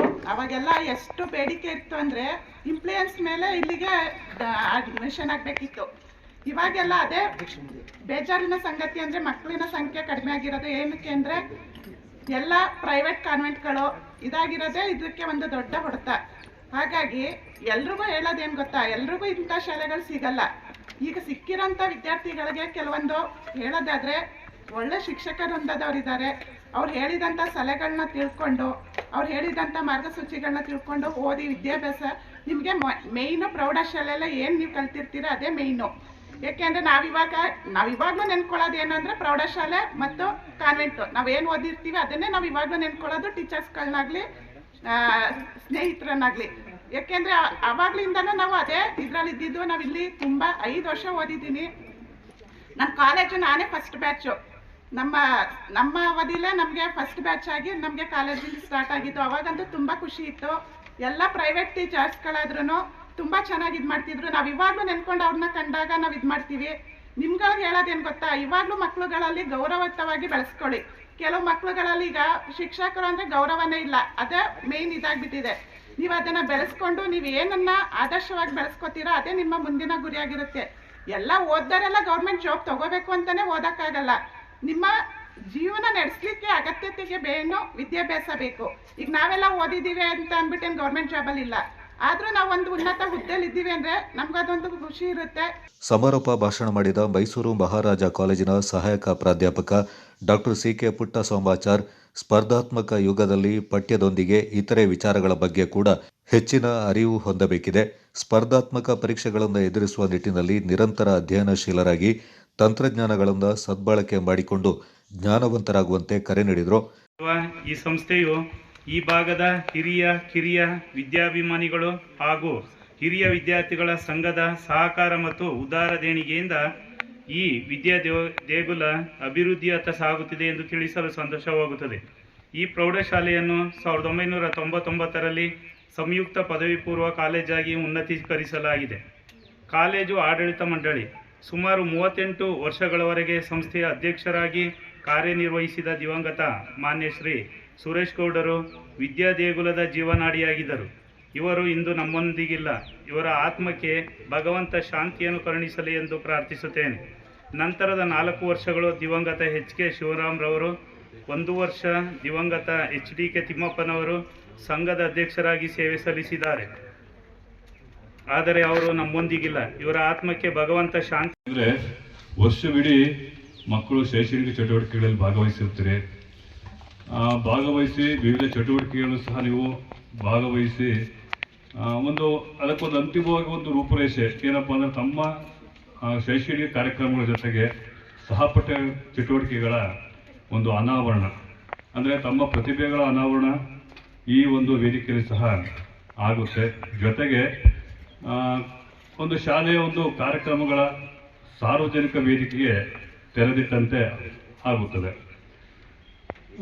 ಈ ಒಂದು ಕಾರ್ಯಕ್ರಮಕ್ಕೆ ನಾನು ಓದಿದಂತಹ ಶಾಲೆಯಲ್ಲಿ ನಾನು ಅತಿಥಿಯಾಗಿ ಬರುವಂಥದ್ದು ಒಂದು ಸೌಭಾಗ್ಯನೇ ಅಂತ ನಾನು ಅಂದ್ಕೊಂಡಿದ್ದೀನಿ. ಈ ಸೌಭಾಗ್ಯ ಎಲ್ಲರಿಗೂ ಸಹ ಸಿಗೋದಿಲ್ಲ. ಬಹುಶಃ ಹೆಬ್ಬಾಲೆ ಅಂದರೆ ಈ ಭಾಗದಲ್ಲಿ ಈಗ ಇತ್ತೀಚಿನ ದಿನಗಳಲ್ಲಿ ಒಂದು ಶಿಕ್ಷಣ ಕಾಶಿ ಅಂತಲೇ ಹೆಸರು ಪಡೀತಾ ಇದೆ. ಯಾಕೆಂದರೆ ಇಲ್ಲಿ ಈ ಭಾಗದಲ್ಲಿ ಯಾವುದೇ ಶಿಕ್ಷಣ ಸಂಸ್ಥೆಯಲ್ಲಿ ವಿದ್ಯಾಭ್ಯಾಸವನ್ನು ಪಡೆದಂತಹ ಯಾವುದೇ ವಿದ್ಯಾರ್ಥಿಗಳು ಇವತ್ತು ಸರ್ಕಾರಿ ಹುದ್ದೆಗಳಾಗಿರ್ಬೋದು ಅಥವಾ ಖಾಸಗಿ ಹುದ್ದೆಗಳಾಗಿರ್ಬೋದು ಉನ್ನತವಾದಂತಹ ಹುದ್ದೆಗಳಲ್ಲಿ ನಿರ್ವಹಿಸ್ತಾ ಇದ್ದಾರೆ. ಅದು ಶಿಕ್ಷಕ ವೃತ್ತಿಯಿಂದ ಹಿಡಿದು ಪೊಲೀಸ್ ವೃತ್ತಿಯಿಂದ ಹಿಡಿದು ITBT ಅಂತಹ ತಾಂತ್ರಿಕ ಹುದ್ದೆಗಳು ಸಹ ಅನೇಕ ವಿದ್ಯಾರ್ಥಿಗಳು ಇವತ್ತು ವೃತ್ತಿಯನ್ನು ನಿರ್ವಹಿಸ್ತಾ ಇದ್ದಾರೆ. ಇನ್ನೂ ಒಂದಷ್ಟು ಜನ ವಿದೇಶಗಳು ಸಹ ಕಾರ್ಯನಿರ್ವಹಿಸ್ತಾ ಇದ್ದಾರೆ. ಬಹುಶಃ ನಮ್ಮ ಶಾಲೆ ಇವತ್ತು 69 ವರ್ಷಗಳ ಒಂದು ಸುದೀರ್ಘವಾದ ಪಯಣವನ್ನು ಸಾಗಿ ಬಂದಿದೆ. ಈ ಸಂದರ್ಭದಲ್ಲಿ ಅನೇಕ ದಾನಿಗಳು ಸಹ ವಿವಿಧ ಹಂತದಲ್ಲಿ ಮಕ್ಕಳಿಗೆ ಅವರ ಪ್ರತಿಭೆಯನ್ನು ಪ್ರೋತ್ಸಾಹಿಸಲಿಕ್ಕೆ ದೇರುಗಳಲ್ಲೇ ಸರ್ಕಾರಿ ಪ್ರೌಢಶಾಲೆ ಮುಖ್ಯ ಶಿಕ್ಷಕಿ ರಾಜೇಶ್ವರಿ, ಪ್ರೌಢಶಾಲಾ ಮುಖ್ಯ ಶಿಕ್ಷಕ ಬಸವರಾಜ ಶೆಟ್ಟಿ, ವಿದ್ಯಾವರ್ಧಕ ಸಂಘದ ಅಧ್ಯಕ್ಷ HV ಶಿವಪ್ಪ, ಕೊಡಗು ಜಿಲ್ಲಾ ಪಂಚಾಯತ್ನ ಮಾಜಿ ಅಧ್ಯಕ್ಷ HS ಅಶೋಕ್, ಮಾಜಿ ಸದಸ್ಯ ನಟೇಶ್ ಗೌಡ ಮತ್ತಿತರ ಪ್ರಮುಖರು ಈ ಸಂದರ್ಭ ಪಾಲ್ಗೊಂಡಿದ್ದರು. ಮಾಡ್ತಾ ಇದ್ದೀರಿ, ವರ್ಷವಿಡೀ ಶೈಕ್ಷಣಿಕ ಚಟುವಟಿಕೆಗಳಲ್ಲಿ ಭಾಗವಹಿಸಿದ್ದೀರಿ. ಇಂದು ನಂತರ 2 ತಿಂಗಳಲ್ಲಿ ವಾರ್ಷಿಕ ಪರೀಕ್ಷೆಯನ್ನು ಎದುರಿಸ್ತಾ ಇದ್ದೀರಿ. ಒಂದು ಉತ್ತಮ ಶಿಕ್ಷಣ ಸಂಸ್ಥೆಯಲ್ಲಿ ನೀವೆಲ್ಲರೂ ವ್ಯಾಸಂಗ ಮಾಡ್ತಾ ಇದ್ದೀರಿ. ನಿಮ್ಮ ವರದಿಯನ್ನು ನಾವು ಕೇಳ್ತಾ ಇದ್ವಿ. ಊರಿನ ಗಣ್ಯರೆಲ್ಲರೂ ಕೂಡ ಈ ಸಂಸ್ಥೆಗೆ ಕೊಡುಗೆ ದಾನಿಗಳಾಗಿ ಸರ್ವ ವಿಧದಲ್ಲೂ ಸಹಕಾರವನ್ನು ನೀಡ್ತಾ ಇದ್ದಾರೆ. ಮಕ್ಕಳ ಹಿರಿಯರ, ಊರಿನವರ, ಗ್ರಾಮಸ್ಥರ ಎಲ್ಲರ ಸಹಕಾರದೊಂದಿಗೆ ಒಳ್ಳೆಯ ಶಿಕ್ಷಣ ಸಂಸ್ಥೆಯಲ್ಲಿ ನೀವು ವಿದ್ಯಾಭ್ಯಾಸವನ್ನು ಮಾಡ್ತಾ ಇದ್ದೀರಿ. ಹೆಚ್ಚಿನ ಒಂದು ಭವಿಷ್ಯವನ್ನು ಕಲ್ಪಿಸಿಕೊಟ್ಟಿದೆ. ಇತ್ತೀಚಿನ ಒಂದು ಕಾಂಪಿಟೇಷನ್ ಅಂದರೆ ಕನ್ನಡ ಮೀಡಿಯಂ ಶಾಲೆಗಳನ್ನು ಬೆಳೆಸಿ ಮಕ್ಕಳಿಗೆ ವಿದ್ಯಾಭ್ಯಾಸ ಕೊಡೋ ನಿಟ್ಟಿನಲ್ಲಿ ಈ ವಿದ್ಯಾವರ್ಧಕ ಸಂಘದ ಆಡಳಿತ ಮಂಡಳಿ ಹೆಚ್ಚು ಮುತುವರ್ಜಿಯನ್ನು ವಹಿಸಿದೆ. ಅದರ ಜೊತೆಗೆ ಈ ಸಂಘದ ವಿದ್ಯಾರ್ಥಿ ಸಂಘದ ಎಲ್ಲ ಪದಾಧಿಕಾರಿಗಳು, ಆಡಳಿತ ಮಂಡಳಿಯ ಪದಾಧಿಕಾರಲ್ಲದೆ ಹಳೆ ವಿದ್ಯಾರ್ಥಿ ಸಂಘದ ಪದಾಧಿಕಾರಿಗಳು ಹಳೆ ವಿದ್ಯಾರ್ಥಿಗಳಿಂದ ವಂತಿಕೆಯನ್ನು ಸಂಗ್ರಹಿಸಿ ಮಕ್ಕಳಿಗೆ ಕೊಡ್ಬೋದಂಥ ಒಂದು ಸೌಲಭ್ಯಗಳನ್ನು ಕೊಡುವಲ್ಲಿ ಹೆಚ್ಚಿನ ಅವರು ಕ್ರಮ ವಹಿಸಿದ್ದಾರೆ. ಮುಂದಿನ ದಿವಸಗಳಲ್ಲಿ ಶಿಕ್ಷಕರ ಮೇಲೆ ಒಂದು ಜವಾಬ್ದಾರಿ ಇದೆ. ಈ ಸಂಖ್ಯಾಬಲವನ್ನು ಹೆಚ್ಚಿಸುವಂಥ ಒಂದು ಕೆಲಸವನ್ನು ನೀವೆಲ್ಲ ಮಾಡಬೇಕಾಗಿದೆ. ಹಾಗೆ ಇವತ್ತಿನ ದಿವಸ ಈ ಸ್ಪರ್ಧಾತ್ಮಕ ದಿವಸಗಳಲ್ಲಿ ಜಾಗತಿಕವಾಗಿ ನೀವು ವಿದ್ಯಾರ್ಥಿಗಳು ನಿಮ್ಮ ಭವಿಷ್ಯನ ರೂಪಿಸಿಕೊಳ್ಳೋದ್ರಲ್ಲಿ ಒಂದು ಪ್ರಾಮಾಣಿಕವಾದಂಥ ಪ್ರಯತ್ನ ನೀವು ಮಾಡಬೇಕಾಗಿದೆ. ಚಟುವಟಿಕೆಗಳು, ಕ್ರೀಡೆ ಇರ್ಬೋದು, ಪಾಠ್ಯೇತರ ಚಟುವಟಿಕೆಗಳು, ಪಾಠ್ಯ ಚಟುವಟಿಕೆಗಳು ಇರ್ಬೋದು, ಇವುಗಳನ್ನೆಲ್ಲನೂ ಒಂದು ಸಾರಿ ವಿಮರ್ಶೆ ಮಾಡ್ಕೊಳ್ಳೋದು ಅಥವಾ ಆತ್ಮವಿಮರ್ಶೆ ಮಾಡಿಕೊಳ್ಳುವ ಒಂದು ಕಾಲಘಟ್ಟ. ಜೊತೆಗೆ ವಿದ್ಯಾರ್ಥಿಗಳಿಗೆ ತಮ್ಮಲ್ಲಿರುವ ಒಂದು ಪ್ರತಿಮೆಯನ್ನು, ವೈಯಕ್ತಿಕವಾದ ಪ್ರತಿಮೆಯನ್ನು ಹೊರಹೊಮ್ಮೋದಕ್ಕೆ ಇದೊಂದು ವೇದಿಕೆ ಆಗಿರ್ತದೆ. ಈ ಸಮಾರಂಭದ ಕಾರ್ಯಕ್ರಮ ಆಯೋಜನೆ ಮಾಡುವ ಉದ್ದೇಶನೇ ಅದು. ಕ್ರೀಡೆ ಇರ್ಬೋದು, ಪಾಠ್ಯೇತರ ಚಟುವಟಿಕೆಗಳು ಇರ್ಬೋದು. ಕೆಲವು ವಿದ್ಯಾರ್ಥಿಗಳು ವೈಯಕ್ತಿಕವಾಗಿ ತುಂಬ ಪ್ರತಿಭಾವಂತ ವಿದ್ಯಾರ್ಥಿಗಳು, ಕೇವಲ ಓದೋದರಲ್ಲ ಬೇರೆ ಬೇರೆ ಚಟುವಟಿಕೆಗಳು.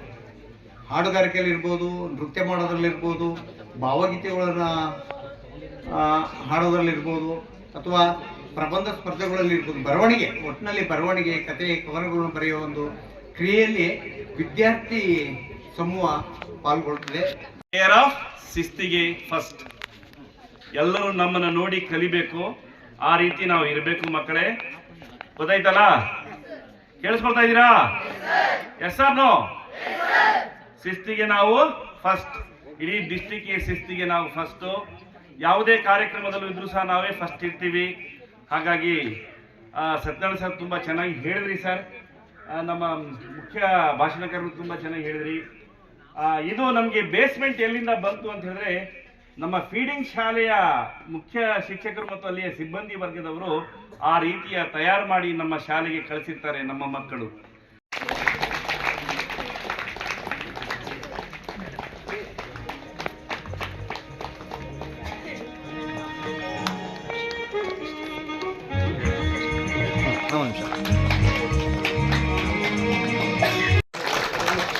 ನಂತರ ಜೀವಿತ AS ತರಗತಿಗೆ ನಮ್ಮ ಕನ್ನಡ ಪವನ್ MS ವಿಜ್ಞಾನ ಫಸ್ಟ್.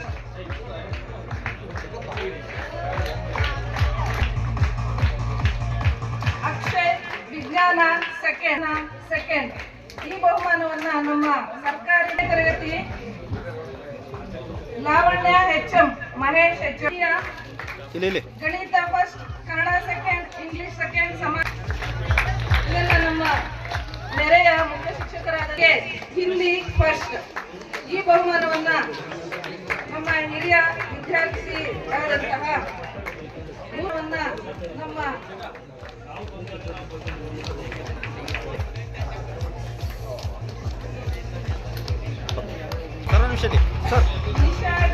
ಇಲ್ಲಿ ಹಿಂದಿ ಫಸ್ಟ್. ಈ ಬಹುಮಾನವನ್ನ ನಮ್ಮ ನೆರೆಯ ಸೃಷ್ಟಿ HG.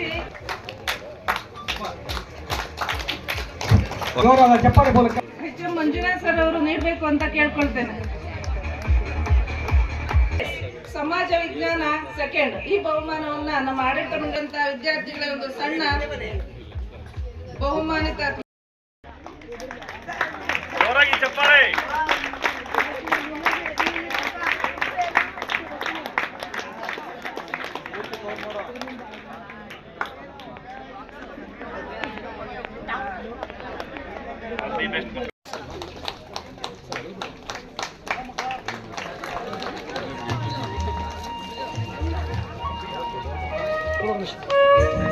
ಒಂದು ನಿಮಿಷ ನೋಡಿ.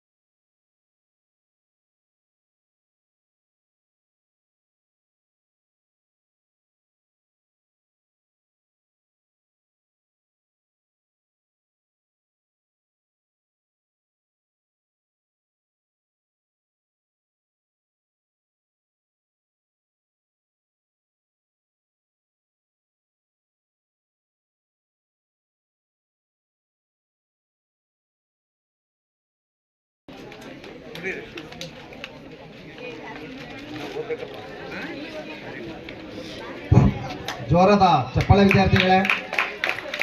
ಶ್ರೀಯುತ ಕಾರ್ಯದರ್ಶಿಗಳಾದಂಥ ಕೊಲ್ಲಿವಳದ ರಾಜಶೇಖರ್ ಅವರು ನೀಡಿರ್ತಕ್ಕಂಥ 5,000 ರೂಪಾಯಿಗಳನ್ನ ಆ ವಿದ್ಯಾರ್ಥಿ ಪಡ್ಕೊಳ್ತಿದ್ದಾರೆ. ಜೋರಾದ ಚಪ್ಪಾಳೆ ವಿದ್ಯಾರ್ಥಿಗಳೇ.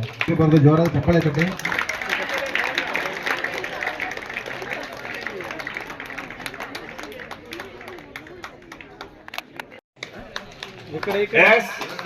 ವರಲಕ್ಷ್ಮಿ, ನೀನು ಓದ್ತಾ ಇರುವಂತ ಶಾಲೆಯಲ್ಲಿ ನೀನೇ ಟಾಪರ್ ಆಗಬೇಕು, ಇದು ನಮ್ಮ ಆಶಯ.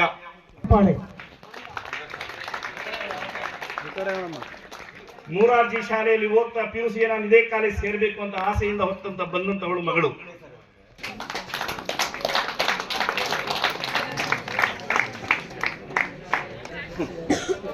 ಅಣ್ಣ ಒಂದು ನಿಮಿಷ.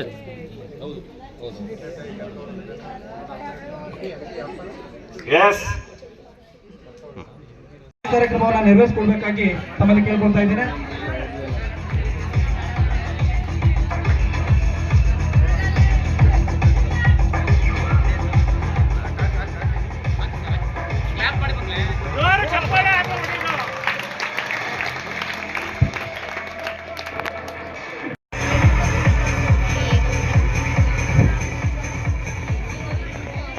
ಧನ್ಯವಾದಗಳು ಸರ್.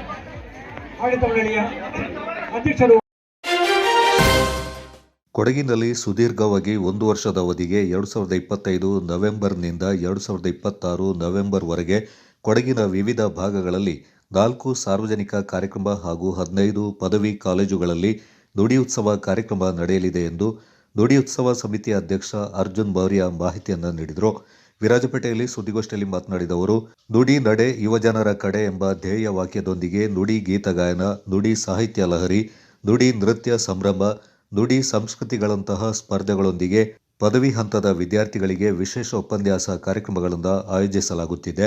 ಇದರ ಮುಖ್ಯ ಉದ್ದೇಶ ಕರ್ನಾಟಕದ ಗಡಿ ಜಿಲ್ಲೆಗಳಲ್ಲಿ ಕುಂಠಿತವಾಗ್ತಾ ಇರುವ ಭಾಷೆಯ ಬಳಕೆ, ಭಾಷಾಭಿಮಾನ, ಸಾಹಿತ್ಯ ಅಭಿಮಾನಗಳಿಂದ ಯುವಜನರಲ್ಲಿ ಬೆಳೆಸುವುದರೊಂದಿಗೆ ಶ್ರೀಮಂತವಾದ ಕನ್ನಡ ನಾಡು, ನುಡಿ, ಸಂಸ್ಕೃತಿ, ಸಾಹಿತ್ಯ ಪರಂಪರೆಯಿಂದ ವಿದ್ಯಾರ್ಥಿಗಳಿಗೆ ಪರಿಚಯಿಸುವುದಾಗಿದೆ. ಈಗಾಗಲೇ ಲಾಂಛನವನ್ನು ಸೈಂಟ್ ಆನ್ಸ್ ಪದವಿ ಕಾಲೇಜಿನಲ್ಲಿ ಮಾಡಲಾಗಿದ್ದು, ನಂತರ ನುಡಿಗೀತ ಗಾಯನ ಸ್ಪರ್ಧೆಯನ್ನು ಆಯೋಜಿಸಲಾಗಿದೆ. ವಿರಾಜಪೇಟೆ ಸರ್ಕಾರಿ ಪದವಿ ಕಾಲೇಜಿನಲ್ಲಿ ಉಪನ್ಯಾಸವನ್ನು ಆಯೋಜಿಸಿದ್ದೇವೆ ಎಂದರು. ಪದವಿ, ಸ್ನಾತಕೋತ್ತರ ಪದವಿ ಮತ್ತು ತತ್ಸಮಾನ ವಿದ್ಯಾರ್ಥಿಗಳಿಗೆ ಮಾರ್ಚ್ ಕೊನೆಯ ವಾರದಲ್ಲಿ ಅಂತರ್ ಕಾಲೇಜು ನೃತ್ಯ ಸ್ಪರ್ಧೆ, ನುಡಿ ನೃತ್ಯ ಸಂಭ್ರಮವನ್ನು ಏರ್ಪಡಿಸಲಾಗುವುದು ಎಂದರು. ಏನು ಈ ಅಂಶಗಳೇನಿವೆಯೋ, ಈ ನುಡಿ ಪಯಣ, ನುಡಿ ಉತ್ಸವ ಪಯಣದ ಒಂದು ಅಂಶಗಳಿವೆಯೋ ಎಲ್ಲರಿಗೂ ಅದು ತಲುಪಬೇಕು ಮತ್ತು ಎಲ್ಲರೂ ಕೂಡ ನಮ್ಮೊಂದಿಗೆ ಕೈ ಜೋಡಿಸಬೇಕು. ಈ ನುಡಿ ಉತ್ಸವದಲ್ಲಿ ನಾವು ಮಾತ್ರ ಆಯೋಜಕರಲ್ಲ, ಇಡೀ ಕನ್ನಡ ಭಾಷೆಯನ್ನು ಗೌರವಿಸ್ತಕ್ಕಂಥ, ಕನ್ನಡ ಭಾಷೆಯನ್ನು ಇಷ್ಟಪಡ್ತಕ್ಕಂಥ ಎಲ್ಲ ಕಾಲೇಜುಗಳ ಪ್ರಾಂಶುಪಾಲರುಗಳು ಮತ್ತು ನಮ್ಮ ಮಾನ್ಯ ಕುಲಪತಿಗಳು ಮತ್ತು ನಮ್ಮ ಕುಲಸಚಿವರು ಸೇರಿದಂತೆ ಇಡೀ ಒಂದು ಕನ್ನಡ ಭಾಷಾ ಬೋಧಕರುಗಳು ಮತ್ತು ಎಲ್ಲ ವಿದ್ಯಾರ್ಥಿಗಳು ಮತ್ತು ವಿವಿಧ ಸಂಘಟನೆಗಳು, ಎಲ್ಲ ವಿವಿಧ ಸಂಘಟನೆಗಳು ನಾವು ಜೊತೆ ಸೇರಿಸ್ಕೊಳ್ತಿದ್ವಿ. ಮುಂದಿನ ನವೆಂಬರ್ವರೆಗೆ ಈ ನುಡಿ ಪಯಣ ಇರುತ್ತೆ. ಗಮನಿಸಬೇಕಾದಂಥ ಬಹಳ ಒಂದು ಸಂಗತಿ ಏನಂದರೆ, ನಾವು 4 ಸಾರ್ವಜನಿಕ ಉಪನ್ಯಾಸ ಕಾರ್ಯಕ್ರಮಗಳನ್ನು ನಾವು ದಲಿತ ಸಾಹಿತ್ಯ ಪರಿಷತ್ತಿನ ಆಯೋಜನೆ ಅಡಿಯಲ್ಲಿ ಮಾಡ್ತಾ ಇರೋದ್ರಿಂದ ನಾವು ದಲಿತ ಸಾಹಿತ್ಯಕ್ಕೆ ಸಂಬಂಧಪಟ್ಟ ಹಾಗೆ ಮತ್ತು ವೈಚಾರಿಕ ಸಾಹಿತ್ಯದ ಹಿನ್ನೆಲೆಯಲ್ಲಿ ಆ 4 ಸಾರ್ವಜನಿಕ ಕಾರ್ಯಕ್ರಮಗಳನ್ನು ನಾವು ಹಮ್ಮಿಕೊಳ್ತಿದ್ದೇವೆ. ಯಾಕಂದರೆ ಇತ್ತೀಚಿನ ದಿನಗಳಲ್ಲಿ ವಿದ್ಯಾರ್ಥಿಗಳಲ್ಲಿ ವೈಚಾರಿಕತೆ ಮತ್ತು ವೈಚಾರಿಕತೆಯ ಮನೋಭಾವವನ್ನು ತುಂಬತಕ್ಕಂಥ ಕೆಲಸವನ್ನು ನಾವು ಕನ್ನಡ ಭಾಷೆಯ ಮೂಲಕ ಮಾಡಬೇಕು. ಯಾಕಂದರೆ ಬಸವಣ್ಣ ಅವರ ಕಾಲದಿಂದಲೂ ಕೂಡ ವೈಜ್ಞಾನಿಕ ಮನೋಭಾವನೆಗಳನ್ನು ಮತ್ತು ವೈಚಾರಿಕ ಮನೋಭಾವನೆಯನ್ನು ನಾವು ನೋಡ್ತೇವೆ. ಹಾಗಾಗಿ ಇಂಥ ಶ್ರೀಮಂತ ಕನ್ನಡ ಸಾಹಿತ್ಯದ ಒಂದು ಪಯಣದಲ್ಲಿ ನೀವೆಲ್ಲರೂ ಕೂಡ ನಮ್ಮ ಜೊತೆ ಇರ್ತೀರ ಅಂತ ಭಾವಿಸ್ತಿದ್ದೇನೆ. ಜೊತೆಗೆ ನಮ್ಮ ಜನಪ್ರತಿನಿಧಿಗಳಾದಂತಹ ಮಾನ್ಯ ಶಾಸಕರ ದ್ವಯಗಳು, 2 ಶಾಸಕರುಗಳನ್ನು ನಾವು ಭೇಟಿ ಮಾಡ್ತೇವೆ. ಇದರ ಒಂದು ಪರಿಕಲ್ಪನೆಯನ್ನು ಅವರ ಮುಂದೆ ಇಡ್ತೇವೆ. ಅವರುಗಳ ಸಹಾಯವನ್ನು ಕೂಡ ನಾವು ಪಡ್ಕೊಳ್ತೇವೆ. ಸರ್ಕಾರದ ನಿಟ್ಟಿನಲ್ಲಿ ಏನಾದರೂ ಸಹಾಯ ಮಾಡಲಿಕ್ಕೆ ಆಗುತ್ತಾ ಅಂತ ಅವ್ರನ್ನ ಕೇಳಿ ಆ ದಿಶೆಯಲ್ಲೂ ಕೂಡ ಅವರ ಒಂದು ಸಹಕಾರವನ್ನು ಪಡ್ಕೊಂಡು ಅವ್ರನ್ನೂ ಕೂಡ ನಮ್ಮೊಂದಿಗೆ ಸೇರಿಸ್ಕೊಳ್ತಿದ್ದೀವಿ. ಇಲ್ಲಿ ಯಾವುದೇ ಕಾರಣಕ್ಕೂ ಈ ನುಡಿ ಪಯಣದಲ್ಲಿ ಯಾವುದೇ ಜಾತಿ ಧರ್ಮದ ಲೇಪನ ಇಲ್ಲ. ಕನ್ನಡವನ್ನು ಪ್ರೀತಿಸ್ತಕ್ಕಂಥ ಪ್ರತಿಯೊಬ್ಬರು ಕೂಡ ನಮ್ಮ ಜೊತೆ ಇರ್ತಾರೆ ಅನ್ನುವಂಥ ನಂಬಿಕೆ ನನಗಿದೆ. ಧನ್ಯವಾದಗಳು. ನುಡಿ ಗೀತ ಗಾಯನ ಸ್ಪರ್ಧಾ ಕಾರ್ಯಕ್ರಮ ಇರ್ಬೋದು. ಈ ನುಡಿ ಗೀತ ಗಾಯನ ಸ್ಪರ್ಧೆಯ ಅಡಿಯಲ್ಲಿ ನಾವು ಮಕ್ಕಳಿಗೆ ಜನಪದ ಮತ್ತು ಕಾವ್ಯ ಗಾಯನ ಮತ್ತು ಕನ್ನಡ ಚಲನಚಿತ್ರ ಇವುಗಳಿಗೆ ಸಂಬಂಧಪಟ್ಟಂಥ ಹಾಡುಗಳ ಸ್ಪರ್ಧೆಯನ್ನು ಮಾಡೋದಿರ್ಬೋದು. ಮತ್ತು ನುಡಿ ಸಾಹಿತ್ಯ ಇದರ ಒಂದು ಅಡಿಯಲ್ಲಿ ನಾವು ಕಥಾ ಸ್ಪರ್ಧೆಗಳಿರ್ಬೋದು, ಕವಿಗೋಷ್ಠಿಗಳಿರ್ಬೋದು, ವಿದ್ಯಾರ್ಥಿ ಕವಿಗೋಷ್ಠಿ ಇರ್ಬೋದು, ಮತ್ತು ಸಾಹಿತ್ಯಕ್ಕೆ ಸಂಬಂಧಪಟ್ಟಂಥ ಉಪನ್ಯಾಸ ಕಾರ್ಯಕ್ರಮ, ಸಂಪನ್ಮೂಲ ವ್ಯಕ್ತಿಗಳಿಂದ ಉಪನ್ಯಾಸ ಕಾರ್ಯಕ್ರಮಗಳಿರ್ಬೋದು, ಇವುಗಳನ್ನು ನಾವು ಏರ್ಪಾಡು ಮಾಡ್ತೀವಿ. ಈಗಾಗಲೇ ನಾವು 3 ಕಾರ್ಯಕ್ರಮ ಮಾಡಿ ಆಗಿದೆ. ಮೊದಲು ಲೋಗೋ ಲಾಂಛನವನ್ನು ಸೈಂಟೆನ್ಸ್ ಪದವಿ ಕಾಲೇಜಿನಲ್ಲಿ ಮಾಡಿದ್ವಿ. ತದನಂತರ ನಾವು ನುಡಿ ಗೀತ ಗಾಯನ ಸ್ಪರ್ಧೆಯನ್ನು ಸೈಂಟೆನ್ಸ್ ಕಾಲೇಜಿನಲ್ಲಿ ಮಾಡಿದ್ವಿ. ಮತ್ತು 3ನೇ ಕಾರ್ಯಕ್ರಮವನ್ನು ನಾವು ಸರ್ಕಾರಿ ಪ್ರಥಮ ದರ್ಜೆ ಕಾಲೇಜು. ಗೋಷ್ಠಿಯಲ್ಲಿ ನುಡಿ ಉತ್ಸವ ಸಮಿತಿಯ ಸಂಚಾಲಕ ಅಬ್ದುಲ್ ರೆಹಮಾನ್ ಪಾಲ್ಗೊಂಡಿದ್ದರು.